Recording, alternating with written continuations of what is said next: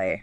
So how we'll do this is pretty straightforward. We'll basically walk through the game as it happens in the text.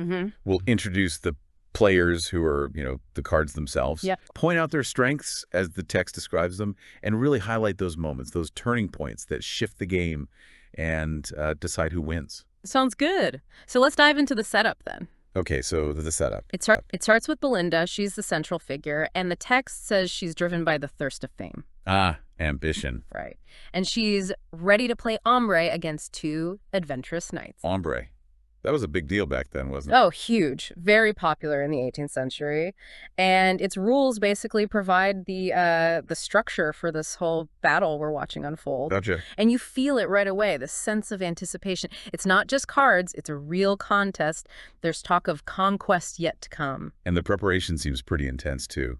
3 bands forming, 9 cards each. It's the deal, I guess. That's the deal. An aerial guard arrives as Belinda sorts her hand. An aerial guard. Yeah, these are the sylphs, sort of mythical beings in this story, and they attach themselves to certain cards, offering this, unseen influence. Wow. And the lead sylph Ariel lands on a matador. A matador. Right, that's a power card, right? A top trump. Exactly. One of the key cards in the trump suit. And then the other sylphs arrange themselves based on the rank of the cards they land on. Huh. The text makes a point of this, says they have a fondness for place, connects it to, human social hierarchies. That's fascinating. So even the air spirits have a pecking order. Seems like it. It's such a vivid idea, this invisible guard aligning with the cards. And then the descriptions of the cards themselves. They're amazing. The kings, for example. Yeah. Hoary whiskers and a forky beard. Yeah, it gives them this really dignified, almost ancient kind of feel, doesn't it? Very authoritative. Totally. And the queens. Each queen holds a flower, described as an expressive emblem of their softer power. It's subtle, but it works. Gives them character beyond just rank. And the knaves, they sound like soldiers. They are. The trusty band in their garbs, succinct, with caps on their heads and halberds in their hand. Clearly the infantry in this little card army, ready for action. And then there are the Praetorian colored troops. Just the rest of the deck. Yep, the rank and file. Described as a shining train drawing out to fight on the velvet plain. The velvet plain, the card table, love it. It really sets up this miniature battlefield. It absolutely does. All ready for the first move. And speaking of moves, here comes Belinda's big strategic decision. Okay. What does she do? Well, after looking over her hand, her force, she declares, let spades be trumps. Okay. Spades or trumps? How big a deal is that? Oh, it's huge. That one choice changes the whole game. It elevates every spade card. Now, any spade can potentially beat a non-spade card, even if that other card is technically higher ranked. Right, like choosing the high ground in a battle. Exactly like that. It sets the terms of engagement. It really makes you think, about how we set our own trumps in life sometimes. Okay, so spades or trumps, the battle begins. And Belinda's sable matadors lead the charge. That's right, her top spades. And the text compares them to leaders of the swarthy Moors, adds this sort of powerful, exotic feel to her opening move. And do they deliver? Oh, yeah. First up is Spadilio, called the Unconquerable Lord, takes 2 trump cards right away, sweeps the board, basically. Wow, strong start. Very strong. Puts her opponents on the back foot immediately. And then Manilio. Manilio follows up, forces them to yield again, wins another trick. So yeah, Belinda's gaining some serious momentum early on. Sounds like she's dominating. What about the third matador, Basto? Basto's turn is a bit less spectacular. Still helps, gets a trick for Belinda, but only manages 1 trump and 1 plebeian card. A plebeian card. Just a regular low card. Yeah, a non-trump lower rank card. Yeah. So Basto contributes, but it's not quite the knockout punch the others delivered. Okay.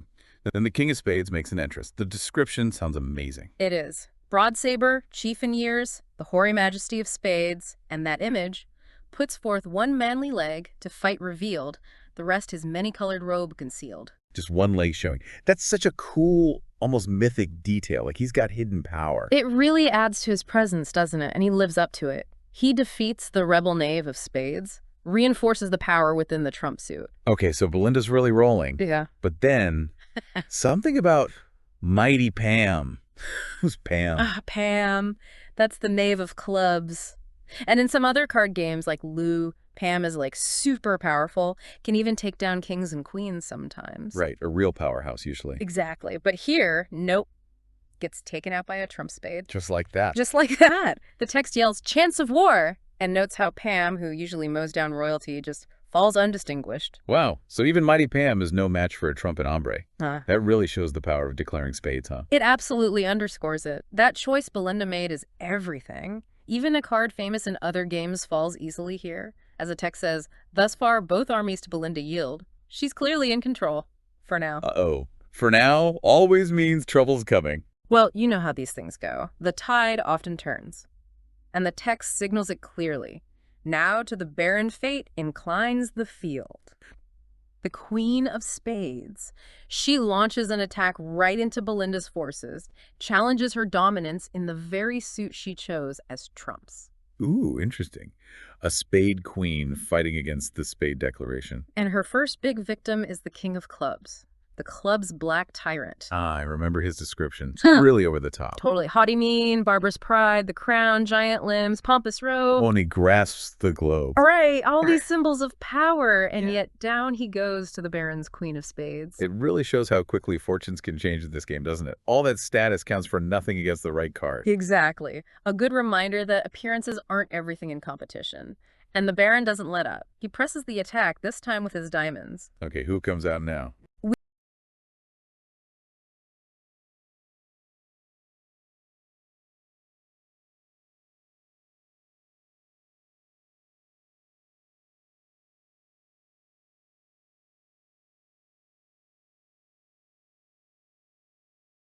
We get the embroidered king who shows but half his face. Another intriguing image. Yeah. And his refulgent queen. They team up to attack Belinda's troops, which are probably a bit weakened by now. And is this attack effective? Devastatingly so. The result is just chaos. Clubs, diamonds, hearts, all thrown into wild disorder scattered across the table. Wow, just a total rout. Pretty much. The text uses this really strong image comparing it to a defeated army. Asia's troops and Africa's sable sons, all different kinds of soldiers falling in heaps.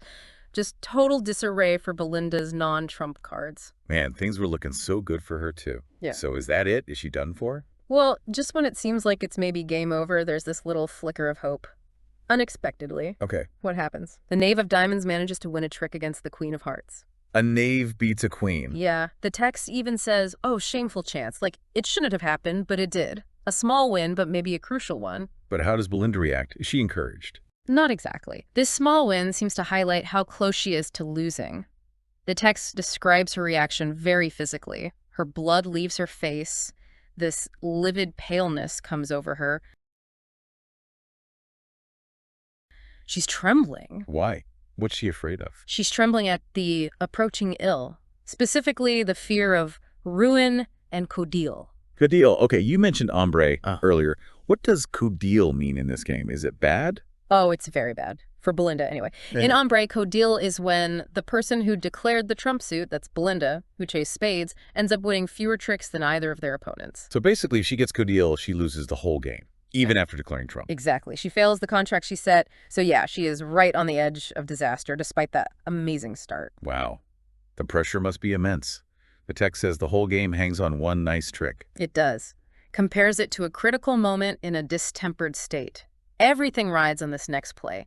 The tension is palpable. So what cards are left? Does she have anything?